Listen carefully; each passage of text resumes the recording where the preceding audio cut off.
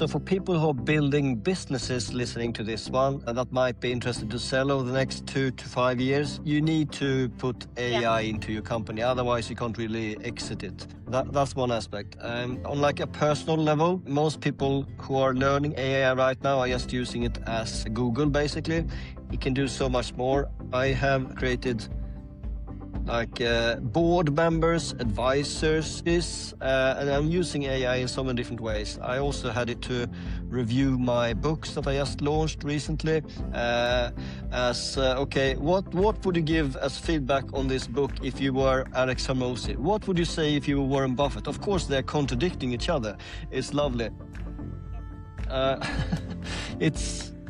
It's great to see how it will evolve so much faster. And if you zoom out, most of the value created in the last year on all stock markets globally, especially in the US, has been AI. Welcome to the Bricks and Banks podcast, where real estate meets real wealth.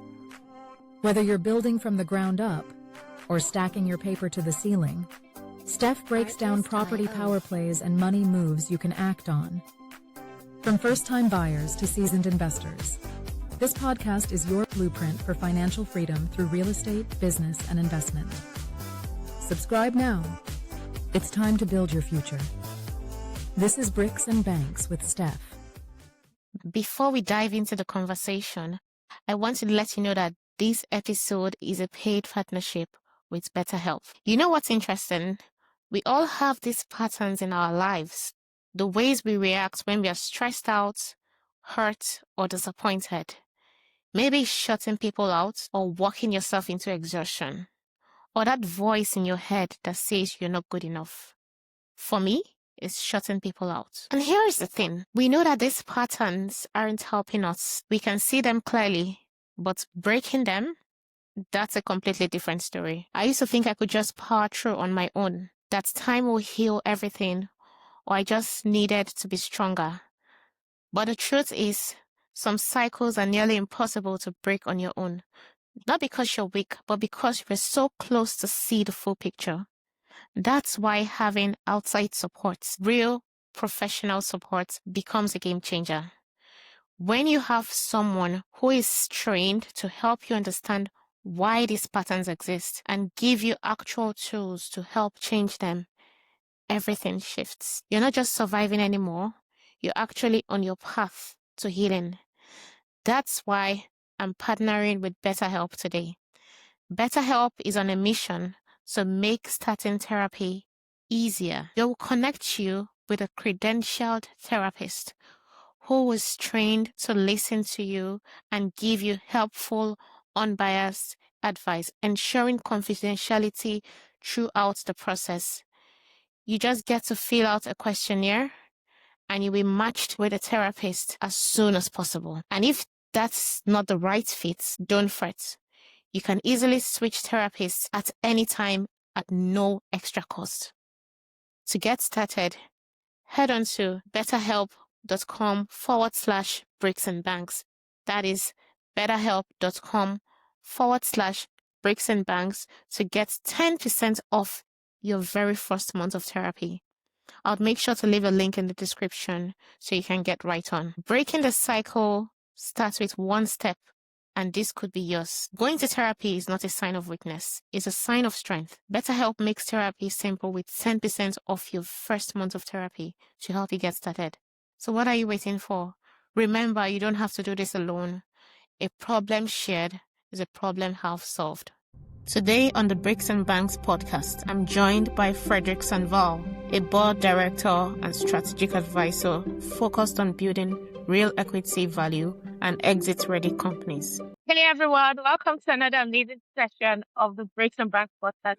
And Happy New Year. This is our very first session this year, and I'm excited. Thank you so much for all the love. Last year we hit the 50 episode milestone. So this is our 51st episode. And starting us off today is a great guest. He's the Director of Strategic Operations at United Nations. He's a strategic advisor, and he's focused on multiplying equity value for mid-market ventures. And one thing I'd like to add, he's also a Harvard alumni. So we have an Ivy League in the house. So this year is not just about noise, it's about clarity, strategy, building real bankable wealth in a world that's changing fast. So if you're an entrepreneur, investor, professional, or builder of big dreams, you're in the right place. This episode is for you. Today's episode sets the tone for everything we're doing this year. And we have Fredrik Sandvall to guide us through. So welcome, Fredrik, to the pod. Amazing to have you today. Thank you very much. I really look forward to give the best possible ideas with the very global audience that you have accumulated over the last number of episodes. So yeah, well done for building a global following. And it's great to have a podcast as a platform. I love it. Thank you for having me. Thank you so much for this. Your profile was overwhelming. When I went into all the what you've been doing, I was like, okay, can I have you on my up? Am I ready to have you on the pod yet? So Yes, you are. today's episode, we are breaking down AI and the new world scene because you are the director of strategy at United Nations. You are seeing things from a global perspective, and I want us to delve into how leaders can create and leverage AI without losing value. Because right now everybody's talking about AI, AI. If you need to sound serious, if you need to like look serious, just mention AI in your strategy and everyone like, okay, I'll listen to that. But what's your take on the whole AI? Is it just like a buzzword or are people actually using it? Yeah, okay. So for people who are building businesses listening to this one, that might be interested to sell over the next 2 to 5 years, you need to put AI into your company. Otherwise, you can't really exit it. That's one aspect. On like a personal level, most people who are learning AI right now are just using it as Google, basically. It can do so much more. I have had created like board members, advisors, and I'm using AI in so many different ways. I also had it to review my books that I just launched recently. Okay, what would you give as feedback on this book if you were Alex Hermosi? What would you say if you were Warren Buffett? Of course, they're contradicting each other. It's lovely, and it's great to see how it will evolve so much faster. And if you zoom out, Yes. most of the value created in the last year on all stock markets globally, especially in the US, has been AI. AI has created all the money, whereas all the other companies has just been trending with no growth. And that is a very interesting observation. I could carry on all day long, but I'll pause right there. AI is important for any business and person. Definitely. And I know that like you sitting at the helm of affairs and went in the United Nations and even taking you back to your time at a special forces unit, you've seen how people are leveraging this on a global scale. And you guys are also like at the helm of affairs, like dishing out the trends that people are following. So in your experience, how would you relate to many of the thing you've worked on, discipline, risk management, and decision making? How does that bring forth to how you teach and explain AI to people, especially when you go out for your speaking engagements and things talk on the topic? Yeah.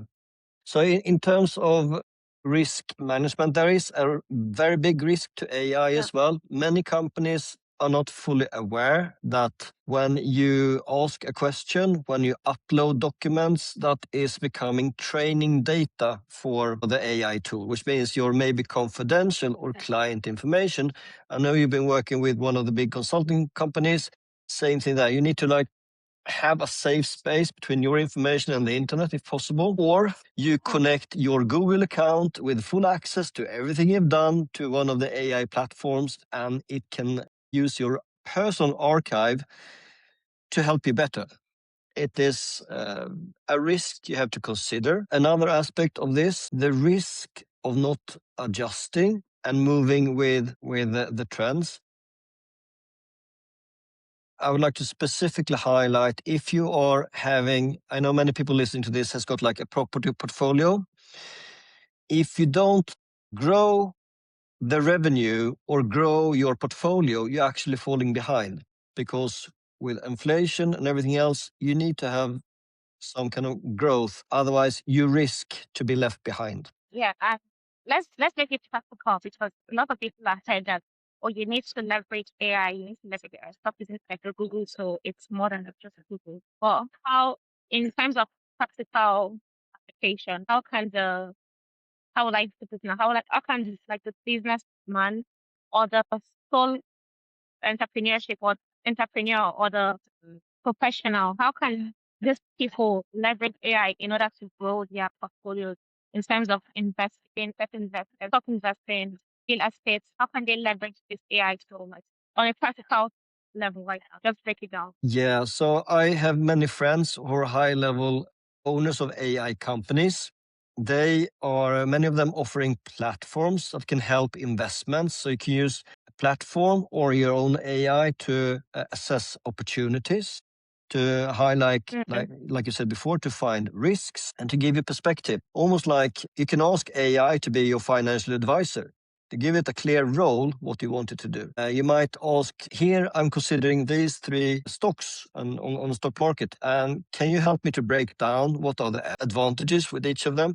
So you can actually absolutely use AI as a sounding board, a discussion partner. Ultimately, you will take the decision, but it's the same. It's your money, your decision, and that is how you can do it, like on a personal basis. On a business level, same thing there. I think last year was very much the year when AI became more mainstream.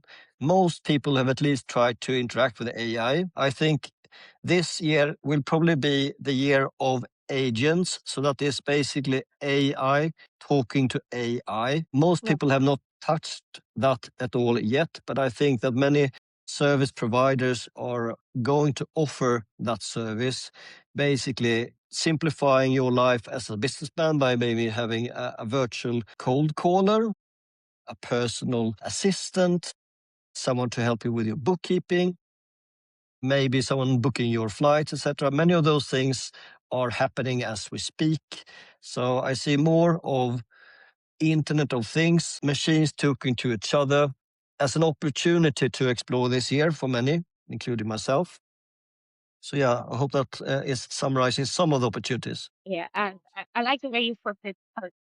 There is propensity for us to build today. You have propensity for us to build like multi-billion companies with just one employee, one person, and all your AI agents. So in terms of Yes. like the AI tools that we should be looking at right now, I know that ChatGPT is the mainstream, but what are like your top 5 AI tools you think every entrepreneur, every business person, every professional should be looking at in order to maximize it? Okay, so number 1, if you never have thought about AI so far, you might at least heard about some of the big ones. So most people don't know it. If you got like a Google account, which pretty much half of the world has got, you got a free AI called Gemini sitting in the background that can help Yeah. you. If you have got like a normal job, there's a very high likelihood that you got Microsoft in the office. Then you already have Copilot by default when you got Copilot. Microsoft 365. ChatGPT is available for free or like payment plans of roughly $25 per month, which will be sufficient for almost anyone. Grok is also a wild card, more unhinged, crazy answers. You can also find that for free, but also same thing there. The payment plans are low. And for the normal user who is not doing it to use programming, etc., almost all of like the first tier of payment, it's gonna pay back tenfold. So I'm using those ones. Another one which is interesting, also for free if you have Google, it's called Notebook LLM. It's basically a place where you can dump all of your stuff and ask about your stuff. You can have use it for school, so you dump your schoolwork there, and it will teach you. It will talk to you about it. It can do a podcast for you. And I know many other podcasters who put all of their podcasts into Notebook LLM, and I used all of that podcast to create an AI version of themselves. I know many friends who've done that. So yeah, that's another one. Wow. If you're in companies or bigger company, I will make this response a bit longer because it's very relevant.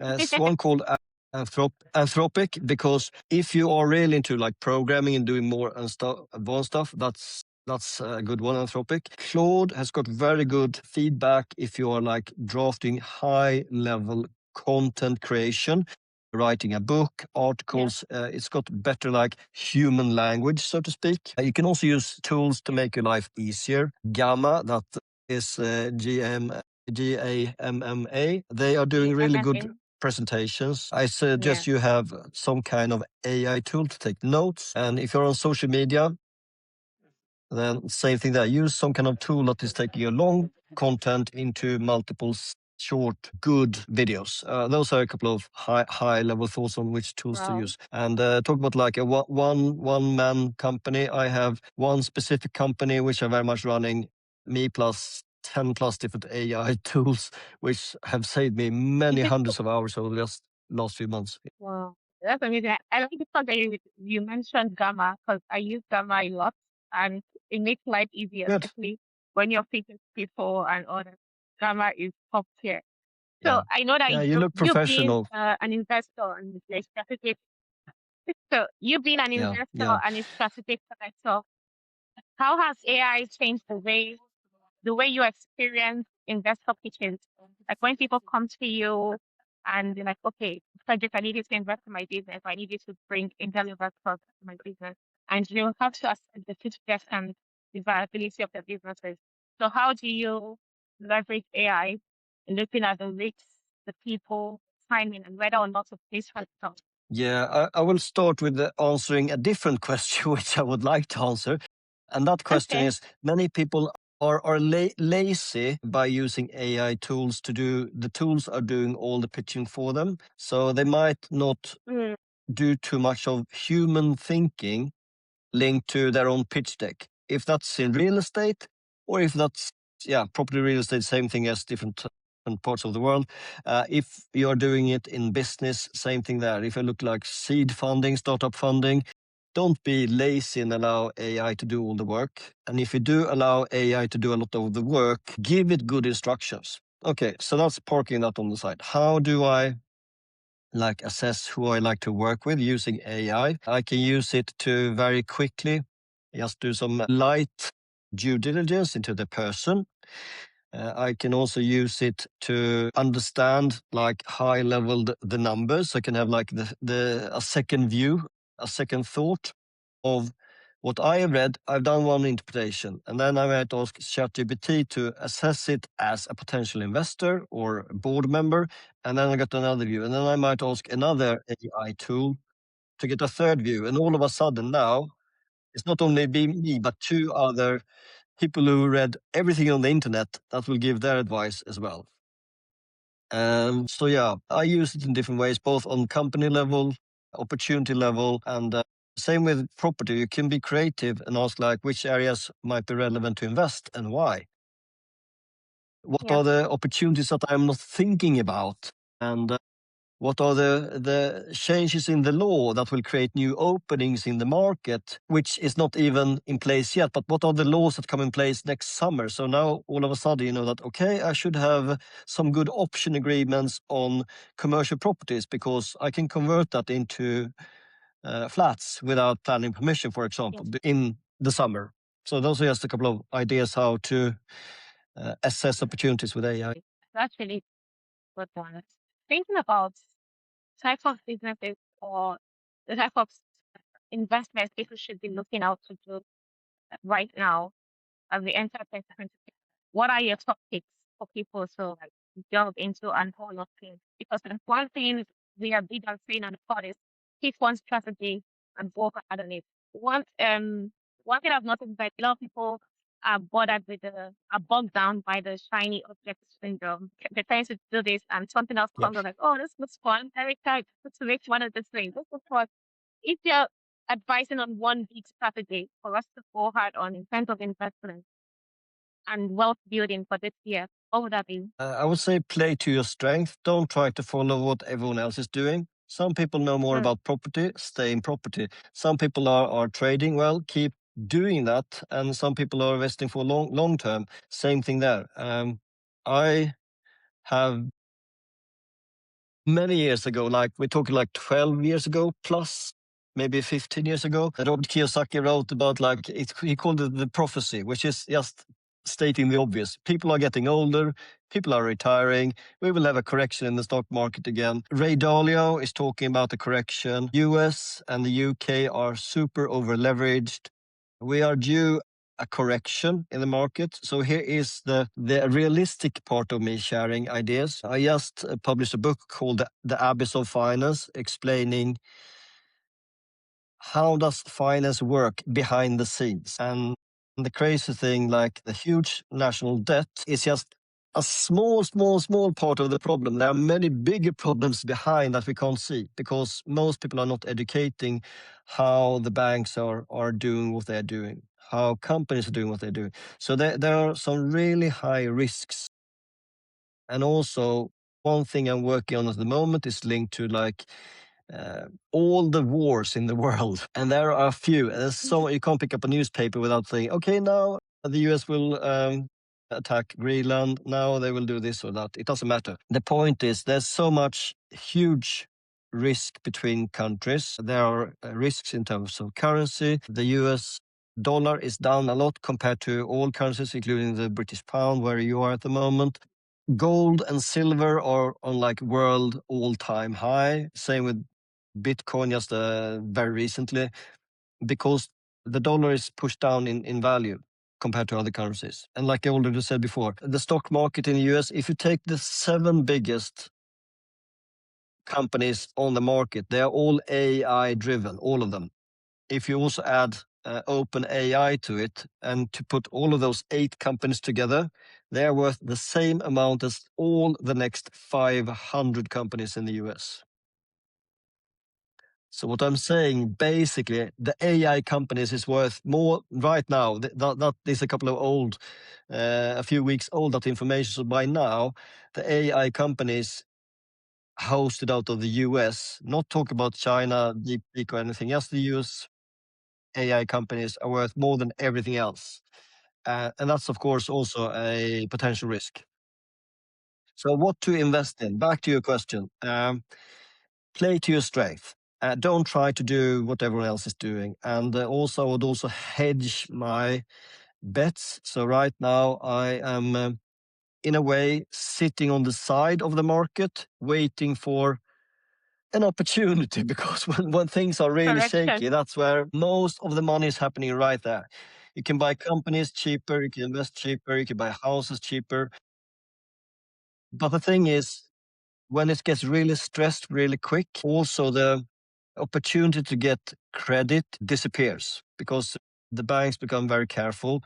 So you need to have your refinance sorted, ideally lock in mortgages or credit for like longer time, so you don't have to live with a huge interest rate if that happens. And talk to someone who's been through a couple of market cycles. I have been to a few, and I think many, Stephanie, in your generation, you haven't been through yes, you lived through the COVID for sure, but that was a small blip on the market. It went down and then up again, and now it's higher than ever. So talk to people who've been bitten before in 2007, 8, or early 2000, or even earlier than that, because it is a repeating pattern. We just forget it all the time. So I would be a little bit bearish to medium term. Yeah.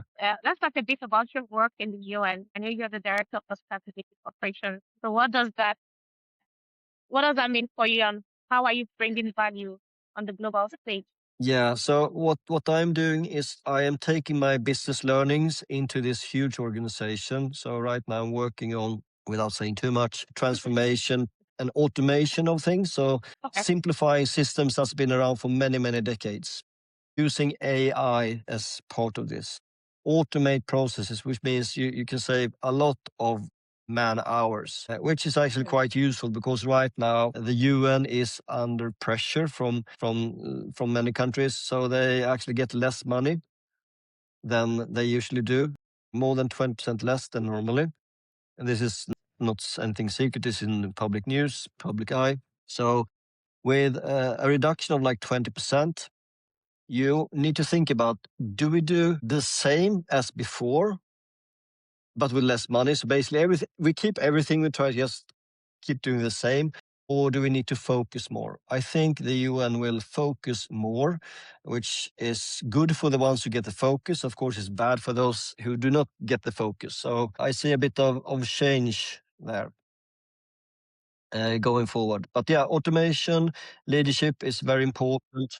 The cool thing with the UN is super multicultural. Where I work at the moment, we're 25 nationalities working together, and that's great from a Wow. learning point of view. It can also be frustrating, but yeah, it's good fun. Yeah, in terms of communication, it can be frustrating because you have to speak and reinterpret what you're saying to the next person. But then again, the beauty of collaboration is that everybody comes to bring their ideas and perspectives and their solutions to the stage and get Yes. to have a well-rounded opinion. So I know we Yeah. talked about all the good sides of AI. AI makes things better, faster. But in the same vein, many people are losing their jobs because of AI right now. Many people are losing their jobs. Data privacy is an issue. So what's the UI doing about that? Like, how can we hedge against this risk? Yeah, I would say on individual level, Yeah. you want to be aware how to understand what AI can do for you. The cool thing with AI, again, it does Mm. absolutely not solve everything. For example, it does not deal with relationships very good and so on. Definitely. Yeah. You build trust basically person to person. But one thing you can do is try to stay in the loop and try to be educated. AI is so new. It is not new at all, but AI, the way we talk about it right now in this meeting, it is so new. So there are no AI experts. It's been around for a couple of years, not even that. Mm. I have had people on my podcast who've been working with AI for like more than 20 years. We've been using AI in the military context also for many decades. Smart weapons, smart technology. So it's not new, but it is new the way we talk about it right now. So to stay relevant, I think that each and every one of us need to be a little bit updated or curious, play with it, experiment with it. Nothing else. How it changed? Yes, we have seen a number of job cuts. We have seen, for example, very large Nasdaq company called Klarna. Klarna fired basically almost all of the staff and said, "We will replace everything with AI." Well, that worked a week, and then they had to restart to rehire again. So we can't have companies without people. But the people will be able to do more with AI. So I can see how that will change a lot. Like long term, like philosophically, and like looking into the vision of what the biggest AI people say at the moment, they think that most people will not have to do work. Well, then how will they get paid? Countries, for example, Finland and in some aspect also Sweden, where I'm born, they have a very strong benefit system, which means basically the government is paying for the people that are not doing anything. That only works if the country is producing enough of services and goods. Whether that's with AI or not doesn't matter. But in theory, people can have like a base survival salary in theory for doing nothing. That is Mm-hmm. possible. And the same if we distribute some of the wealth from the wealthiest, same thing there. There's enough money for everyone to survive. But the problem with giving handouts is the money just disappears and usually flows straight back up to the top. So, example from COVID, US population got like $1,000 and it disappeared very, very quick into consumption. And most of it, very few put it into the stock market, but all of the money went back to where it came from. So back to the 1% or to the government. So be part of the 1%. It's simple. You get all the resources, you get all the attention, and you get more say into the future. I try to be in top percent in everything I do. And guess what? It gives me a really cool life. Yeah, I mean, you've worked across over 50 countries, and your background in the military and even graduating out of Harvard just all culminates to the fact that you are an excellent person and you always go for the excellent things. So, if you had to give one life principle across your time in military leadership, diplomacy, investing, what role would you say professionals should follow today in using AI to create leverage without destroying the value they're trying to build? Yeah, I would just rewind to forget the AI for a second. Just the simple name of my Okay. podcast, invest in you, invest in yourself. So if you invest in yourself, which might Mm, be that you invest to learn about AI. Most people like in your age, like, what should I do if I got like $1,000, $2,000? yeah. Yeah, you could put it in the stock market, but if you put it in yourself, that will multiply so much more than if you put it in the stock market. So, for example, if you put like £1,000 towards your property training, you would get a couple of good days content that will save you 3 years of headache and mistakes. When I started in property in the UK, I invested a couple of tens of thousands, and that meant that the year one, I did property, inverted commas. We bought things worth more than £5 million in 1 year. And guess what? It was mainly other people's money, but we learned from some of the best. And very quickly, I was one of the more preferred people. So I was teaching people in London and all over the UK to be financially free. I helped so many people become millionaires in pounds by assets, not net. And some really cool like mentoring stories. I'm not pitching myself. I'm not interested to do that at the moment, but really cool family story. I was helping some people to take a 5 billion plus portfolio that they accumulated over more than 20 years. I worked with them less than 1 year and they doubled it. Wow. Just 1 year. So 20 years or 1 year. I need to do a separate session where I just draw out all the real estate gems from you, because this is mind blowing. Yeah, I know more things than AI. Yeah, I do. Yeah, we can do a sequel about property if you want. Yeah, we need to do a sequel just for property, especially in UK property, because UK property market is huge. Sure. Lots of investors are pouring in, and the central bank recently reduced the mortgage rate, so it's more attractive to borrow. So let's do that. Let's. Do you want to know what my super skill is? Yes, please. Finding money. Guess who would like to find money? Like basically everyone. Companies, investors, partnerships. So yeah.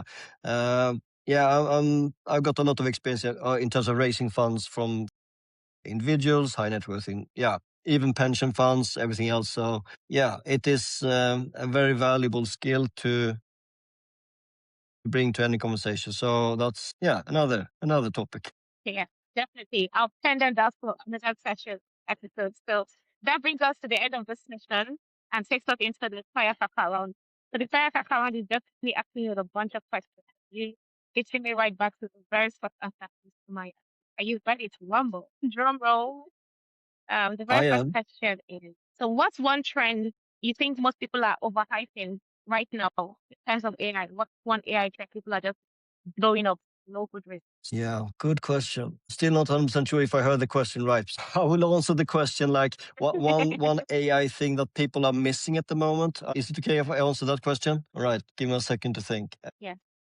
Yeah, I think it is simpler than people think. And because it sounds scary, that means they don't dare to try. But daring to try to play around, and all of a sudden you have picked up a new skill. Or you have created something really cool that you had no idea that you would when you started. By just playing and experimenting. I think that's a thing that people miss because they don't dare. So the coolest AI guest I've had on my podcast, they're just playing and experimenting and listening to all AI content they can, and just trying stuff. Yeah. And from there they grow 10x 100 times faster. So you just have to try and give it your best shot. Even if you don't just what you intended, you're gonna pick up a new skill, and that's pretty modern family. Yeah, like what you said, you need to try. So what do you think is the biggest mistake founders? What do you think is the biggest mistake founders make when they're mixing AI with business? I'll give the question back to you. What do you think? I think in terms of missing out the human factor, because a lot of people are just like, oh, we can build a $1 billion company with just one employee and multiple AI agents. That can be good, it can be fantastic, but you still have to manage the human part of it, because at the end of the day, the business is selling to people. The business is never going to tell AI. How are you going to make up for the lapse of people in that chain? Because in as much as, yes, the AI agents are serving this many customers, they still need that human interaction at the end of the day. So would that one person overstretch himself to mix that goal? I don't think it's possible. So at the end of the day, we still need people, because we're selling people, right? Yeah. The smartest guys I know in this space, they pretty much outsource themselves completely.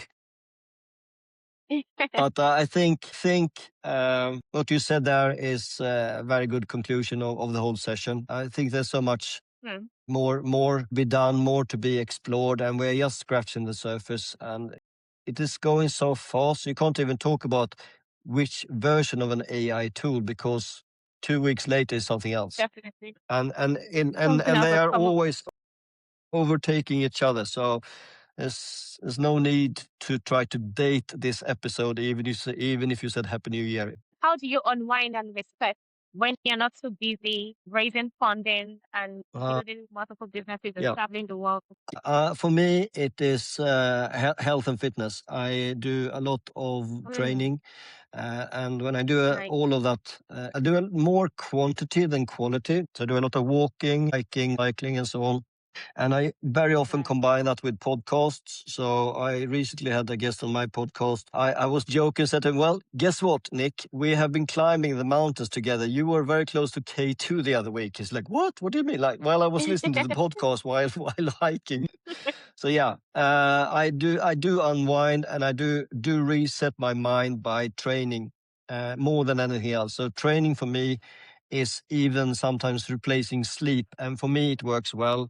But I also found like a balance how much, or rather how little I need to sleep to be fully operational. I sleep like less than 6 hours on average, and it works perfect for me doing multiple jobs at the same time. Well, that's really good. That's a very balanced life. And it's good to see that you find time to have all these hobbies and go after it. You're not just doing it to tick the box. It's a lifestyle for you. It's been an active lifestyle, Yes, even while you're trying to save the world. Because yes, working in the UN, you're saving the world. So give you props for that.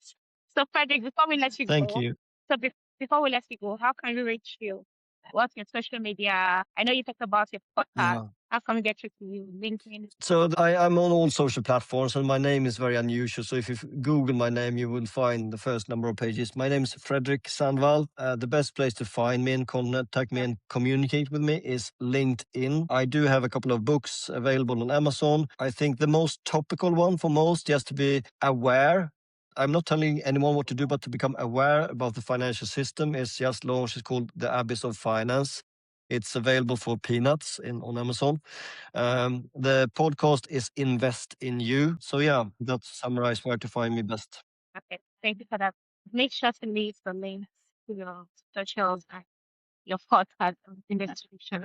Just go right there and take it. But it's been, for me to you, it's been fun having you on the pod. And I know this is just crashing the topic because we need to have like a deep dive sequel to talk about different topics. Real estate, investing, fast working with the Sure. UN. We need to do all that. I'm not going to Sure, let sure. you go on that one. But Oh, thank you so yeah. much, No, Fredrik. I like It's sharing. been Yeah. Thank you so much, Fredrik. It's been amazing having you on the pod today. Thank you so much, Stephanie. You're doing a great job sharing knowledge, whoever you might be able to extract the information from. So yeah, keep asking good questions. Thanks, yeah. And there we have it, guys. Fredrik has basically given us like a high level breakdown on AI and what to do. One thing he said I was confirmed that it's not as hard as it seems because everything is just coming at us really quickly. Yes, we're in the information age and information expert, but you just need to pick one thing. Pick one AI tool that you need to learn and turn on that thing, learn it as much as you can. And before you know it, you might not get the goal you set out to achieve, but you're going to learn as anyways and use that skill and apply it to our life. And yes, you're saying AI is in general. AI will not necessarily take the job away if you know how to leverage AI and make yourself better. And he said another thing, he said always try to be amongst the 1% because when you're part of the 1%, you're in a much better position. And the best way we can get into the 1% leveraging what the 1% is doing is using AI. 7 AI companies in the world are much valuable than the remaining 500 companies in the US. Why don't you just leverage AI? So to become your way again, let's continue to turn knowledge into action and break into points. This has been Thank you.